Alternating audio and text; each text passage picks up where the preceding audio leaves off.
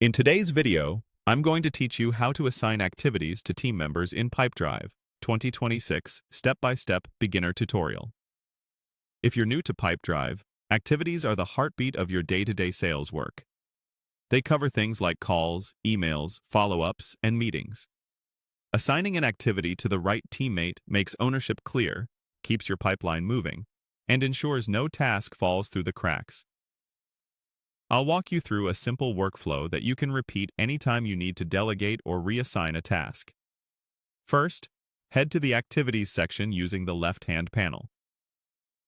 This is your central hub for all upcoming and past tasks. You might see them in a list or a calendar-style view, and either view works just fine for this process. The key is that you can quickly locate the item you want to delegate. Next, click on the specific activity you want to assign. This opens the activity's details so you can review what it is, when it's due, and who currently owns it. If your team tracks a lot of items, take a quick moment to make sure you've selected the correct one by checking the due date and any linked deal or contact. Now, edit the activity. You'll see an editing panel or pop-up that lets you adjust fields like type, date, time, and notes. You don't need to change any of that unless it's relevant. The main thing we're focused on here is who the activity is assigned to. Look for the field labeled Assigned To. Open that field and choose the teammate who should be responsible.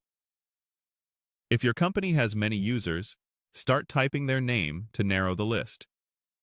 As a quick tip, choose the person who owns the related deal or has the next touchpoint, so accountability stays aligned with your sales process.